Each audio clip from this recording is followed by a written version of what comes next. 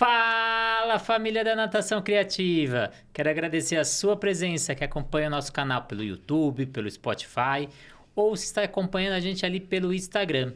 Hoje o assunto é salvamento aquático. Você sabia que a principal causa de morte em crianças é o afogamento? E você sabia também que 4 crianças morrem afogadas diariamente? Isso é um problema não só no Brasil, mas é um problema mundial, que hoje eu trouxe para falar sobre isso. Renato Bahia, muito obrigado pela presença, Renato. Obrigado, Xará. Na realidade é uma grande honra, uma oportunidade de estar por aqui. A gente que sempre te acompanha e troca ideias ali pelo Instagram principalmente. E muito importante também a gente vir aqui para debater sobre esse tema. Então te parabenizo também. 55% das mortes de 1 a 9 anos ocorrem em piscinas na própria residência, e agora que a gente está chegando no verão, aumenta o índice em 45% no verão em afogamento. Então um assunto super importante, a gente iniciando o mês de novembro, o mês de consciência da segurança aquática. E queria que você contasse para o nosso público aí, Renato, como você começou na natação, um pouquinho da sua trajetória, para quem conhece, para quem não conhece. Tem tempo, né? Eu moro em Natal, no Rio Grande do Norte, depois desde que me formei, mas eu fiz faculdade, comecei lá 1986, lá na UERJ. E aí, quando eu entrei na faculdade, logo no primeiro semestre, apareceu uma vaga de estágio. Acho que era o professor Roberto Pavel, se eu não me engano, professor Cabral. E era o UERJ ficava ali perto do Maracanã. E a natação era no Júlio de la Mare. E aí apareceu essa vaga de estágio lá no Júlio de la Mare, quando a gente pagou a disciplina natação 1. E de lá, até não era nem o foco trabalhar com natação infantil, nem natação para bebê, mas aí a gente acabou se apaixonando pelo tema, pela disciplina e aí foi embora. Eu me mudei para Brasília, meus pais se mudaram em 87, e aí eu fiz a transferência e terminei a Faculdade de Educação Física na Universidade de Brasília, em 1990, e aí voltei para Natal. A coisa interessante lá é que eu voltei para trabalhar com natação para bebês, que eu trabalhava em Brasília.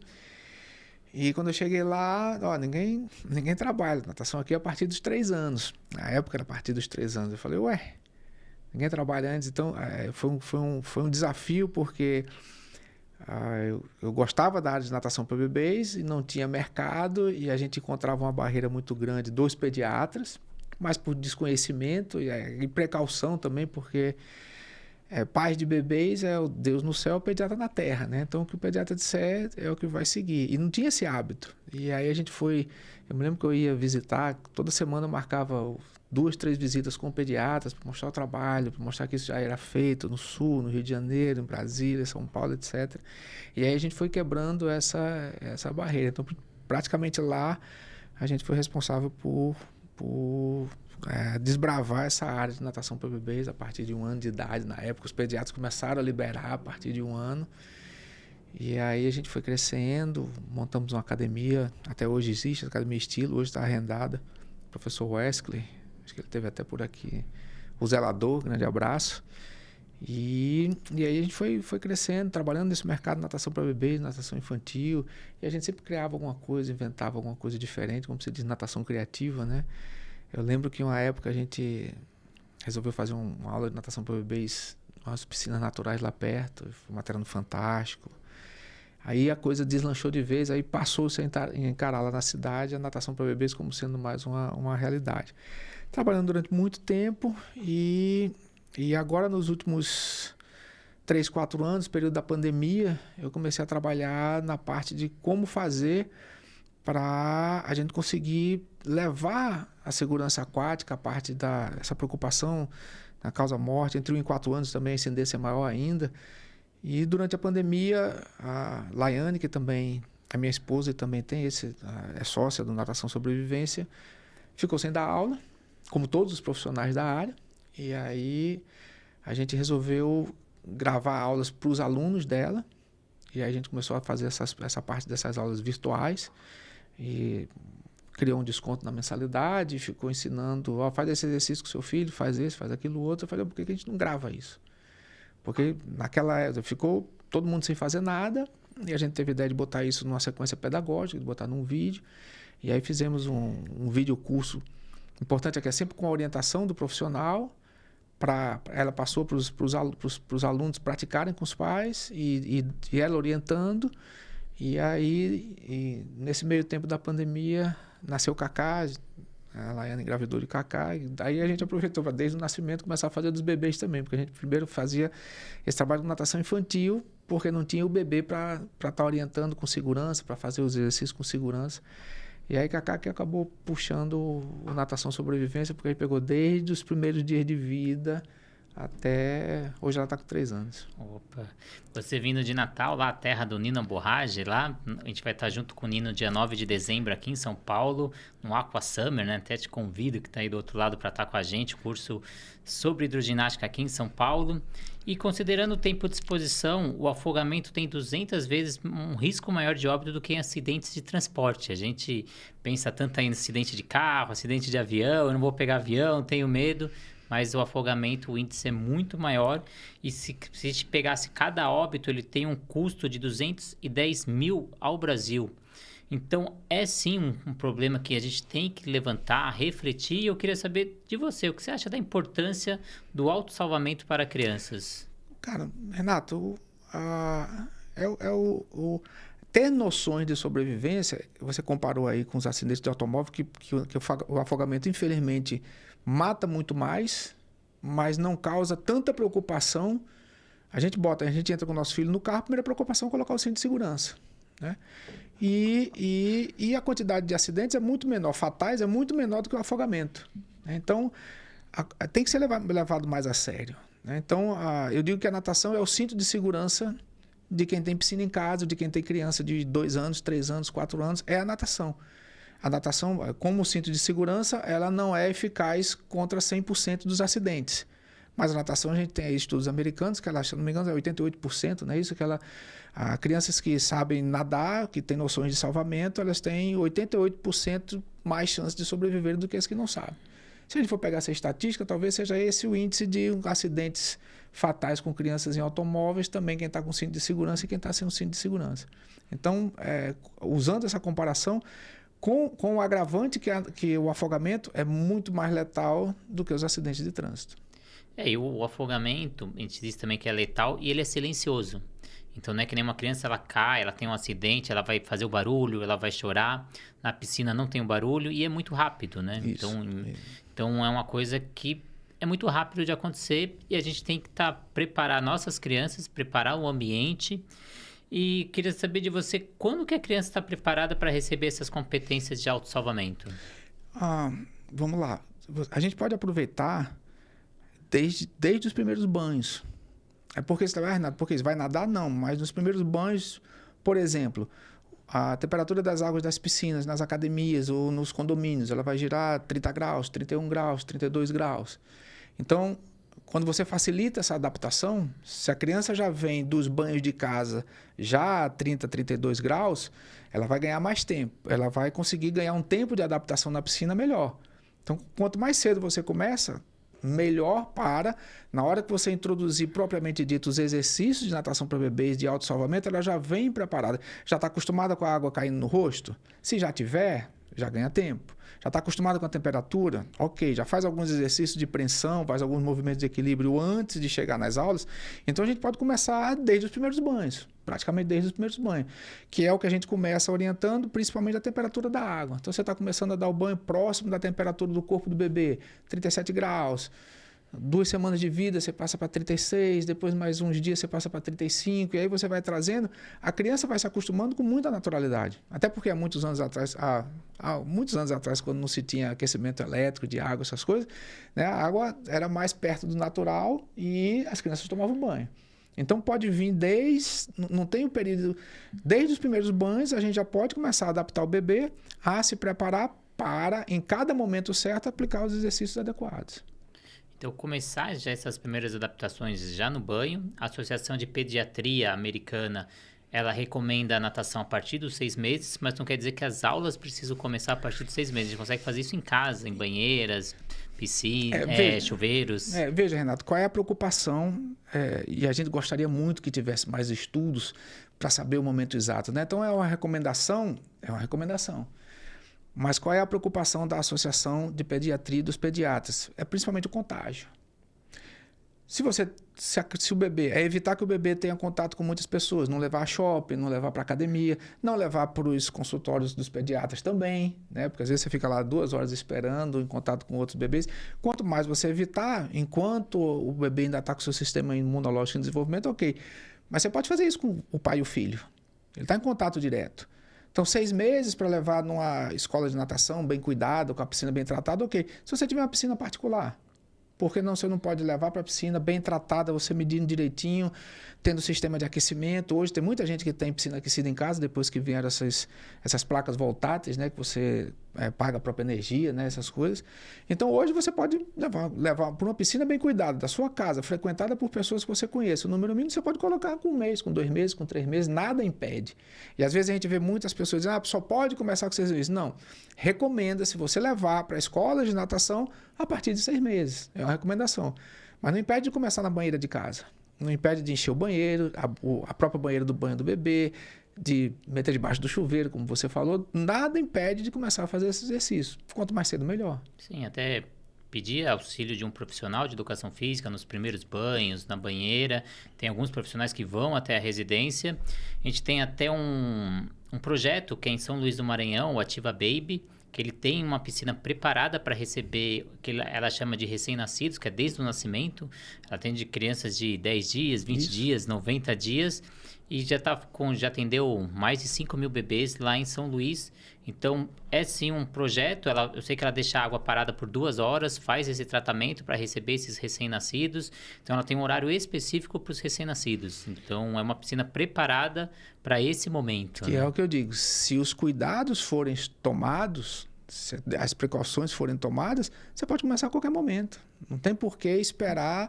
Agora, vai ter estrutura. Se a pessoa, como você falou o exemplo da Ativa Baby, se ela monta a estrutura e elimina esses riscos ou diminui ao máximo, não tem por que não começar. E você utiliza muito o termo autossalvamento nos seus projetos.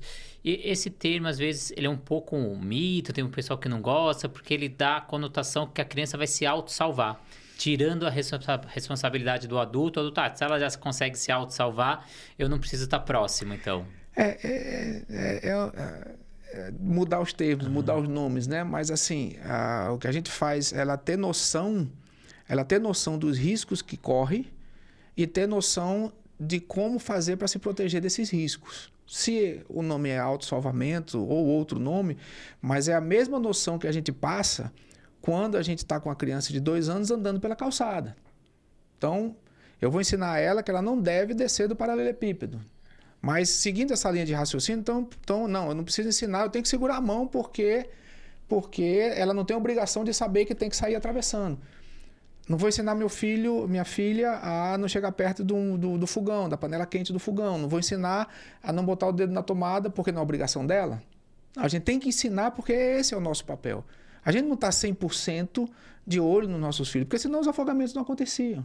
Os atropelamentos na rua não aconteciam, as quedas de prédios que a gente ensina a não chegar perto do parapeito de varanda e de janela, tudo isso a gente ensina.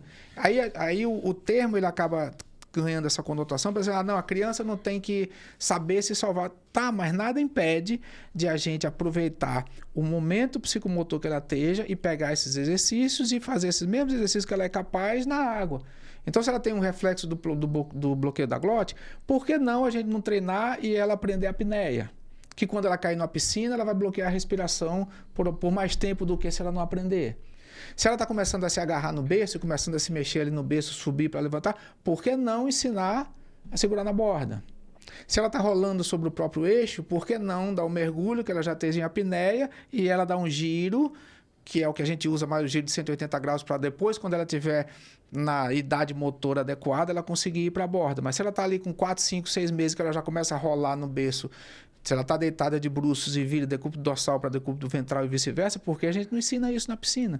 Então, não custa nada, e eu acho que até um dever de nós profissionais de educação física e de natação, explorarmos cada fase do desenvolvimento motor da criança para que ela tenha noções que, se for necessário, dentro da capacidade, dentro vamos dizer assim, da vivência dela e do período que ela esteja, ela poder ter condições de ganhar tempo e ganhar uma sobrevida. Então, um bebê com, sei lá, 7, 8 meses, ele é capaz de uma apneia de 10 segundos. Só é capaz de 10 segundos se for treinado. Por que não treinar? Por que não ensinar a não chegar perto da tomada?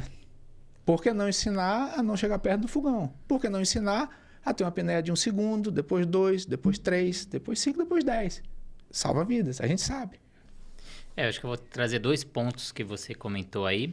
Primeiro, que os acidentes ocorrem pela falta de supervisão ou pela falta de atenção por algum momento. Então, o afogamento, ele não é um acidente, né? Afogamento é um acidente, né? Então, ele não acontece por acaso, ele tem prevenção. Então, a maioria dos afogamentos teriam como ser prevenido. Sim. E a melhor forma desse tratamento é de fazer essa orientação com essas crianças, esse ensinamento. E mais de 90% das mortes que ocorrem por afogamento poderiam ter sido evitadas.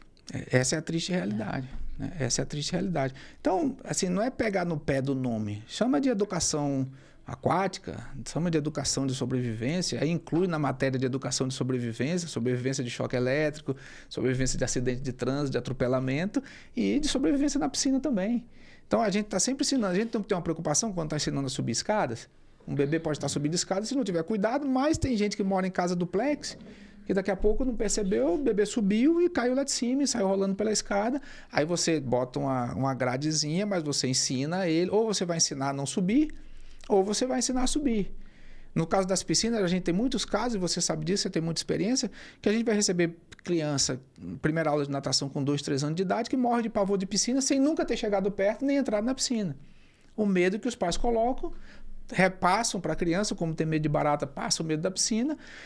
A criança já tem uma aversão à piscina sem nem saber o motivo. Mas por quê? Porque a educação que foi dada, a noção de autossalvamento que o pai deu, a orientação que a mãe deu, foi não chegue perto da piscina, que é uma coisa ruim. Ou se chegou muito perto, a mãe foi desesperada a chegar perto antes de cair da piscina. E a gente recebe alunos assim. E que aí vai dificultar, porque primeiro é um trabalho psicológico para depois começar a técnica de natação. Por que não ensinar esses pais? Por que não orientar? Desde que nasceu, não trate a piscina como uma inimiga, sabe? Experimenta, vivenciar. A criança, quando ela começar a andar, ela vai achar que é um piso brilhoso, bonito, e vai tentar andar por cima da piscina, e é assim que ela se afoga. Então, apresenta a piscina de uma forma saudável. Você não vai apresentar a piscina de uma forma de estar assustando, de não chegue perto. Aí depois chega o professor, olha, esse aqui é o tio, muito lindo, bom, maravilhoso, a piscina é legal? Como é que é isso? A piscina agora é legal? Não. Aí a gente tem que ter um trabalho todo. Então, esse papel, na minha opinião, cabe a nós profissionais da educação física. A gente não pode ficar isento dele.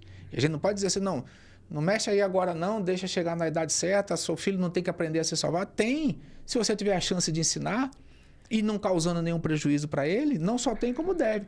Como todos os que dão esse conselho, de novo, dão outros conselhos de segurança dentro da casa sem perceber. Sim.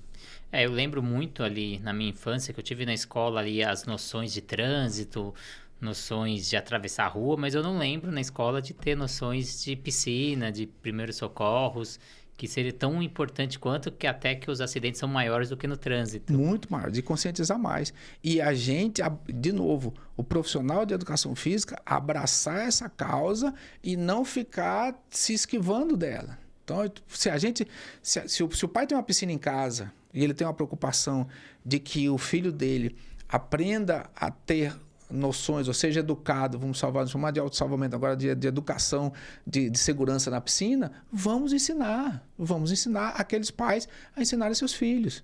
Se não tem a chance de estar levando, se está dentro do trabalho, se só tem um domingo para poder praticar e ter essas noções com o filho, que a gente, olha, quando você for para a piscina com seu filho, faça isso, faça aquilo, que idade ele está, que fase ele está, experimenta isso, filma, me mostra como é que você leva ele para a piscina.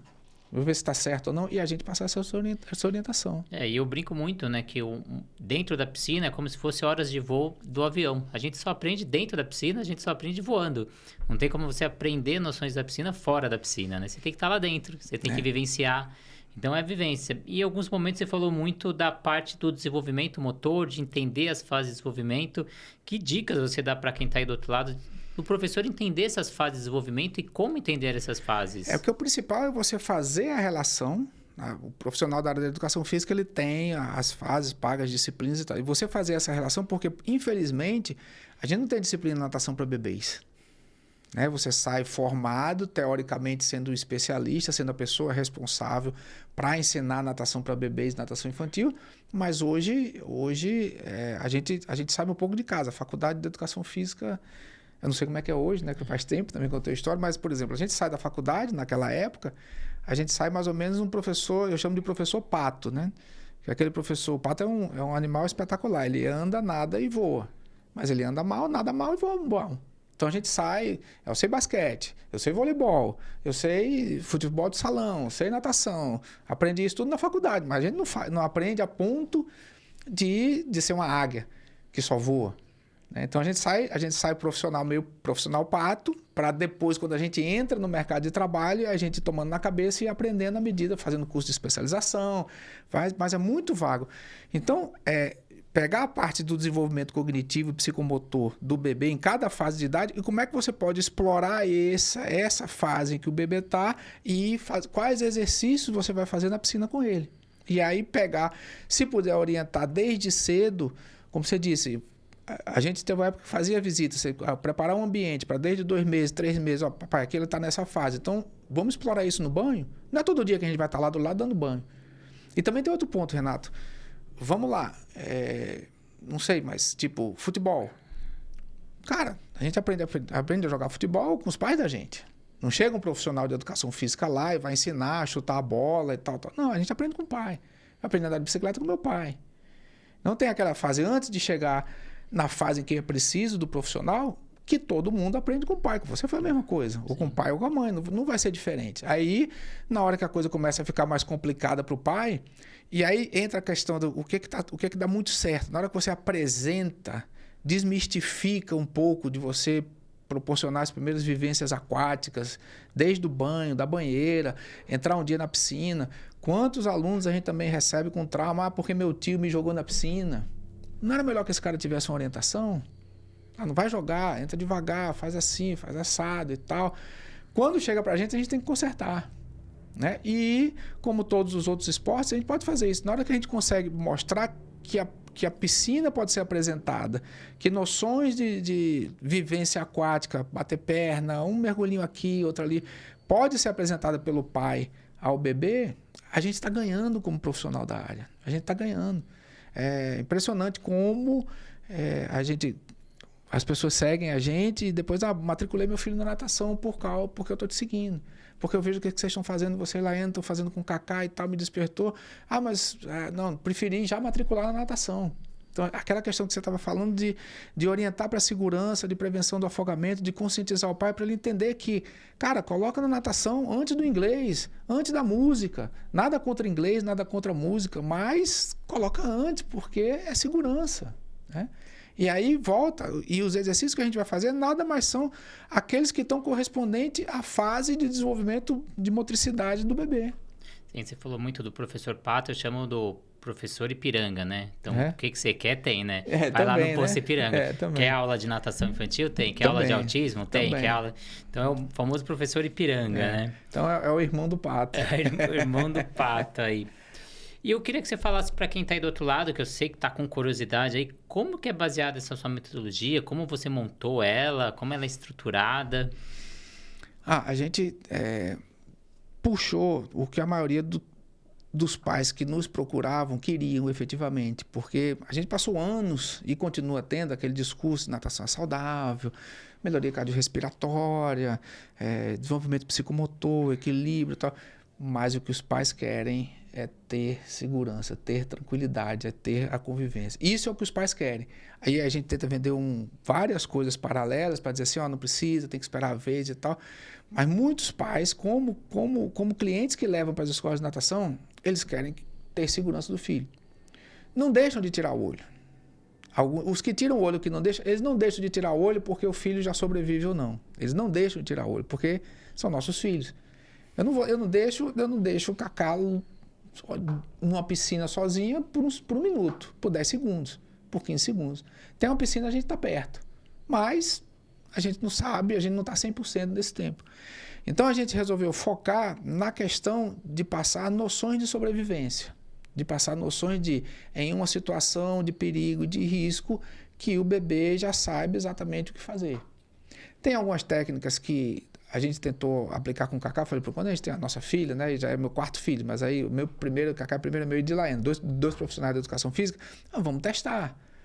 Porque como é que acontece? Como é que a gente vê de um bebê de 6 meses, 8 meses, tá lá, pula na piscina, cai na piscina e boia, e a gente não consegue isso. Então, vamos ter alguma coisa, vamos testar. E aí a gente foi vendo alguns vídeos e tal e tentar reduzir esse tempo. Mas reduzir esse tempo sem atropelar as etapas. E sem que deixe de ser alguma coisa prazerosa. Vai ter uma engasgada aqui, outra ali, vai. Mas não pode deixar de ser prazerosa. Então, não é uma coisa que o bebê não queira chegar perto de uma piscina. E aí a gente foi tentando ver como é que a gente conseguiria fazer isso. Tipo, começamos flutuação. 3 meses, 4 meses, 5 meses, 6 meses. O bebê deixa. Você vai, bota uma musiquinha, deita no ombro, afasta e tal. Quando ele começa a sentar, e quando ele começa a ver o mundo de um outro ângulo, quando ele fica lá deitado só para trocar a fralda, ele deixa. A gente solta, fala 20 segundos, 30 segundos, fica. Mas quando ele começa a sentar, como ele começa a enxergar de uma outra visão, ele já não deixa com tanta facilidade. Aí, por exemplo, com o Cacá, a gente não conseguiu, depois dos 10, 11, 12 meses, a gente tentava, forçava um pouquinho, ela não gostava, ficava desconfortável. Não, aqui não está dando certo. E aí a gente foi criando alternativas que fossem de uma forma em que o bebê fosse permitindo, respeitando a individualidade deles. Então, e nisso a gente foi anotando, a gente foi filmando, a gente foi separando, vendo essas situações, comparando com outros bebês da mesma idade, e aí aplicando em outros bebês também. E a gente chegou a um ponto em que o mais importante numa queda acidental, você tem, a maioria dos acidentes é queda acidental. É queda acidental. Quem está descuidando, ou uma outra criança da idade empurrou na piscina, ou o bebê vai buscar uma bola dentro da piscina, que caiu na piscina, ou vai perto do cachorro, vai para a piscina, vai lá, bota a mão na água, ou vai andando, não percebe a piscina e cai acidentalmente. É assim que acontece na grande maioria das vezes. Então, nós vamos focar nesse caso. E na queda acidental, se ele não souber o que fazer, se não tiver condicionado, vai ter que esperar alguém salvá-la. Vai ter que esperar alguém salvar. Se ele não sabe boiar, vai ter que esperar alguém salvar. Ou a gente faz um trabalho de que a gente possa fazer desde lá do início, que eu já falei um pouco, de caiu acidental, o que acontece? Caiu, a maneira mais fácil dele se salvar. Prendeu a respiração, girou 180 graus, se deslocou para a borda, segurou na borda. Se tiver uma escada, sai da piscina. Se não tiver, está ali na borda. Pode ficar, a gente sabe que não tem o peso, a sustentação fica bem, mas dá para ficar 5, 10 minutos ali na borda, chorar e chegar um pai para tirar da piscina, um adulto para tirar da piscina. Então, a gente está ensinando a natação, deslocamentos, flutuação, movimento de pernas, fortalecimento de braço, mas o foco é fazer exercícios em que a gente consiga fazer com que ele tenha uma boa apneia, 10 segundos, 7 segundos, 15 segundos, manter a tranquilidade, relaxamento, abrir os olhos debaixo d'água, girou, visualizou a borda, nada até a borda, segurou na borda. Se tem idade suficiente, a Cacá quando segurava na borda, caía esse giro, ela com 11 meses. Ela fazia isso, mas ela não sabia subir pela borda. Ela também andava pouco pela borda. Mas quando ela tinha 1 ano e 2 meses, ela já saía, olhava a escada, e às vezes a gente botava na piscina da outra ponta da escada. Aí caía, girou, voltou para a borda, a escada, ela vai andando até a escada. Aí chega e sai pela escada.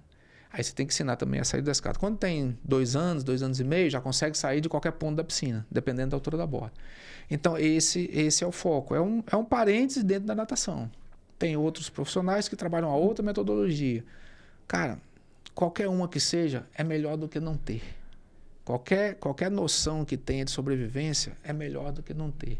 É onde eu digo, não existe melhor nem pior. Existe a gente, de novo, nós profissionais de educação física, professores de natação, tomarmos para a gente essa responsabilidade de proporcionarmos isso para os pais. Até que você comentou que você não tira a atenção da Cacá em nenhum momento. A gente até recomenda sempre um braço de distância, sempre estar dessa criança. E também você falou um pouco desse momento dela ter esse aprendizado, dela cair na água, fazer o giro de 180 e ir até a borda.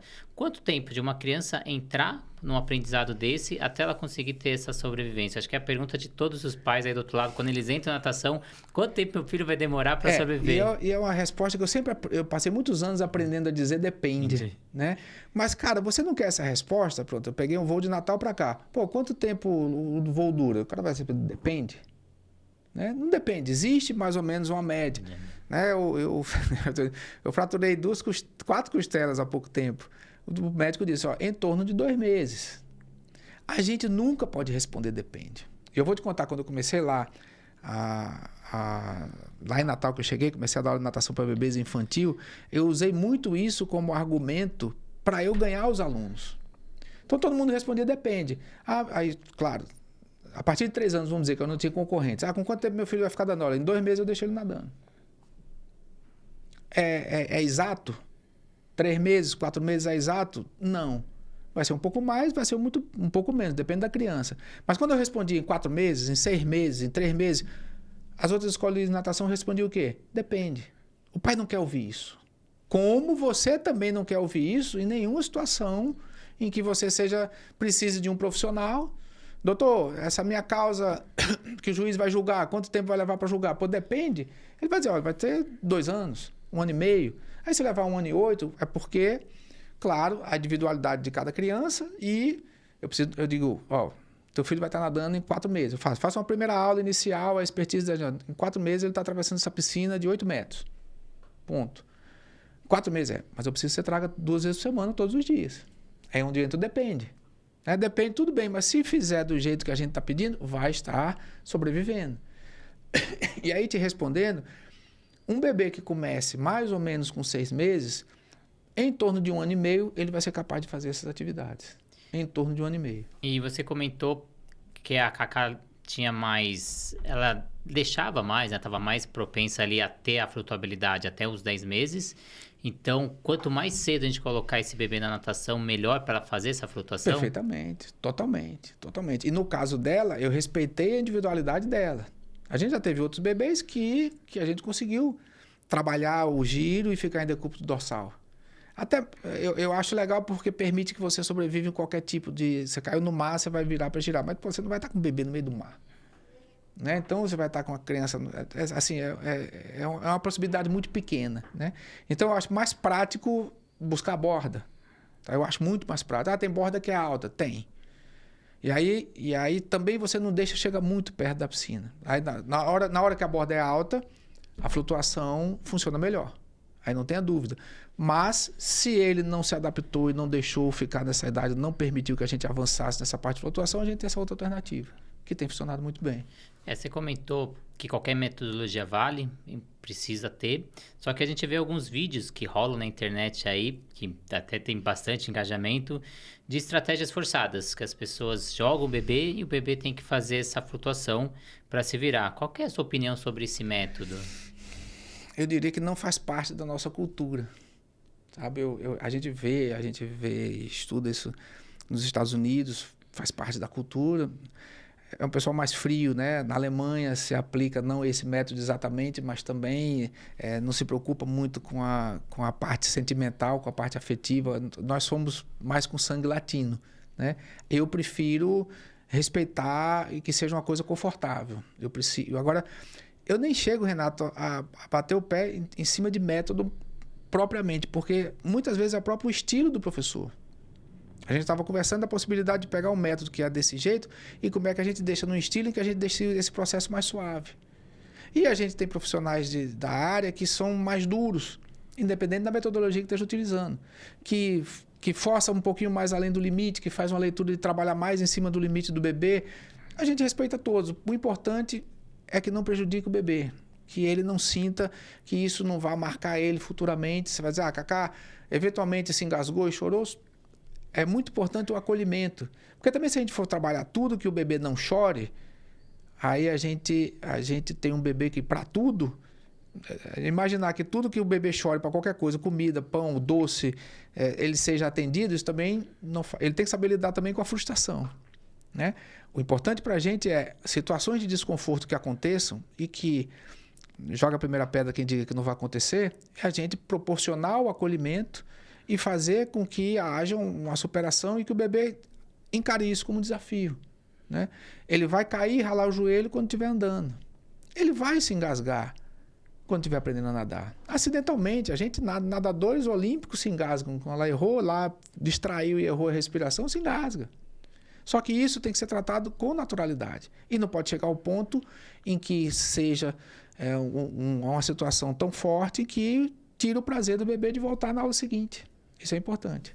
Renato, queria agradecer muito a sua presença nessa entrevista, já te convidando para uma segunda entrevista de como a gente fazer a integração da família nesse processo de segurança aquática, então como a gente preparar essa família para ela poder dar essas noções para o seu filho, né? Então acho que a dúvida ali dos pais, eu entendi que é importante, entendi que tenho que fazer, e agora, como fazer isso? A nossa próxima entrevista, quem está aí do outro lado, eu te convido. E queria agradecer mesmo, porque nesse mês de segurança aquática, né, que a gente faz a conscientização pelo Brasil inteiro, em diversas academias, a gente decretou, né, a Sobrasa, o INAT, como mês de prevenção de segurança aquática, já até levantando esse tema, que não é só em novembro, é o ano inteiro que a gente deveria fazer isso, até pelos números que a gente apresentou nessa entrevista.